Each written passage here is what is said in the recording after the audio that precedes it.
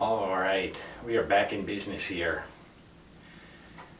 Feeling good, out of prison, ready to do some interesting stuff, but I also kind of want an adventure, don't you? The problem is, what kind of adventure? I don't know. Ship? Yes, Professor Lasher.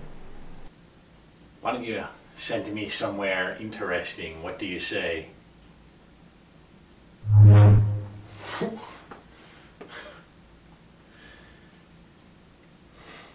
That's unexpected.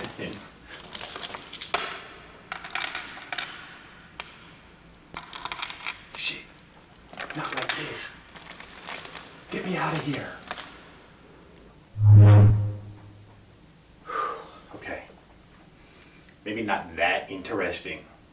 How about something a little bit different? But still interesting, okay? What do you think about that, Ship? What is it with the guns, Ship?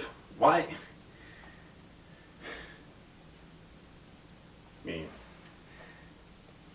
this is pretty cool, isn't it? Maybe we'll stick with this for the time being, but let's wrap up a lecture first, shall we?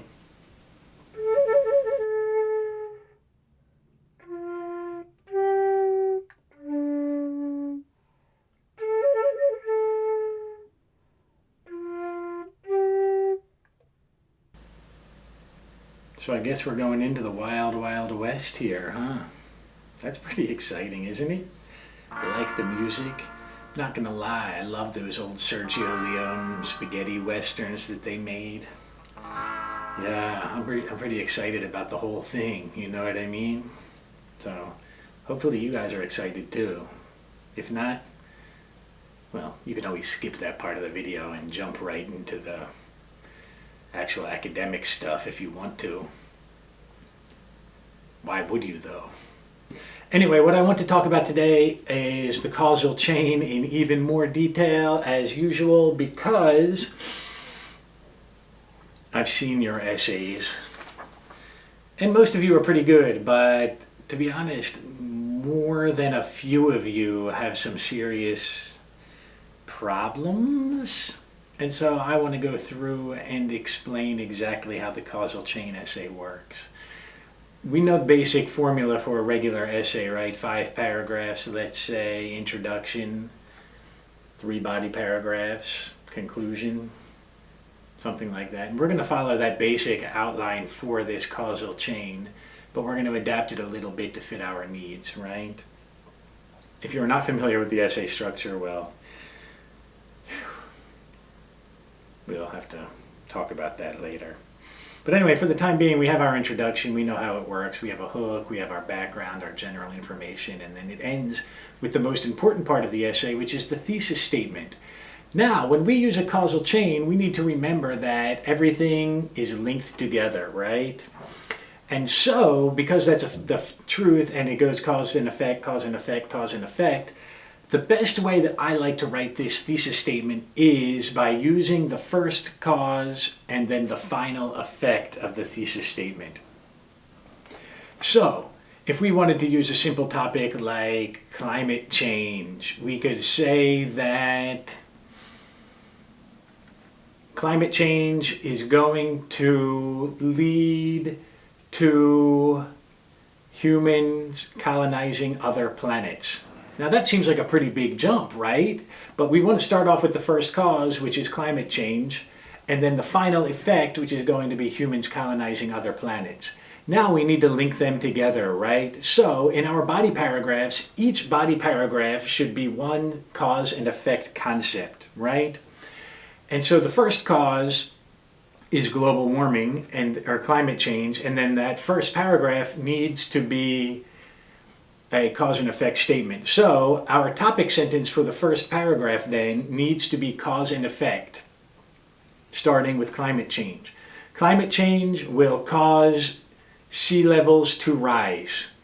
Cause and effect, right? And then in that paragraph, we explain exactly what's happening. We detail it out, how the sea levels are rising, what that means, what's going on, right? And then at the end of that, we have a short transition. Rising sea levels will lead to less land area for living. Okay, and then in the next one, because sea levels will rise and 80% of people right now on Earth live near the coast, we are going to have a problem with mass migration. There will be less places for people to live. And now we explain this idea, blah, blah, blah, blah, blah, blah, blah, what's going on, what that means exactly. If you notice that first, now we have a chain, right? In the first paragraph, climate change causes rising sea levels, right? Climate change cause, rising sea levels effect.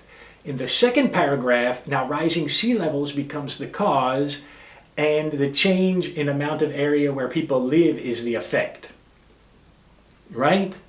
So now at the end of the second paragraph, we have our transition.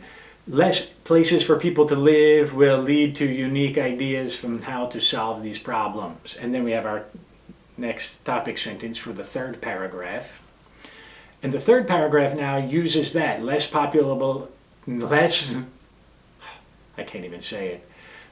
land area to live on, let's say.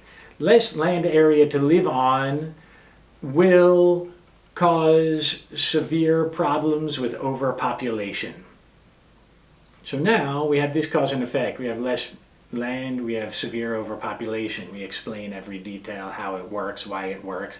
Then we get to this transition. This overpopulation will cause an increase in human ingenuity, right? And then our topic sentence. Because of severe overpopulation, human ingenuity will come in and save the day, and blah, blah, blah. These are the problems that we solved in the past, polio, hopefully by next year, coronavirus, things like that, right? And blah, blah, blah, blah, blah. And then at the bottom, this human ingenuity will lead to a renewed interest in outer space and colonizing other planets. And there we have our chain, right? Remember, when we put this whole essay together, each effect becomes the next paragraph's cause, right? So for example, climate change will cause rising sea levels. Rising sea levels is the first effect. But in the next paragraph, rising sea levels is now the cause, right? Rising sea levels will lead to less land for people to live on. Now, less land for people to live on is the effect of the second paragraph, and it becomes the cause of the third paragraph. Less land for people to live on will cause massive overpopulation. Makes sense, right? Now, massive overpopulation is the effect of this paragraph, but it becomes the cause of the next paragraph. Massive overpopulation will lead to an increase in human ingenuity. This increase in human ingenuity is the effect of this paragraph, and it becomes the cause of the next one, which is human ingenuity will lead to increased interest in space travel and colonizing other planets. And there we have it all together. It's a chain, right? Cause, effect. This effect becomes the cause. Cause, effect. This effect becomes the cause. Cause, effect. This effect becomes the cause, and so on, right? And there you go. We have our causal chain essay. It's all linked tightly together. It makes sense, and it's interesting. Now we have the main structure figured out, but let's talk about our ideas.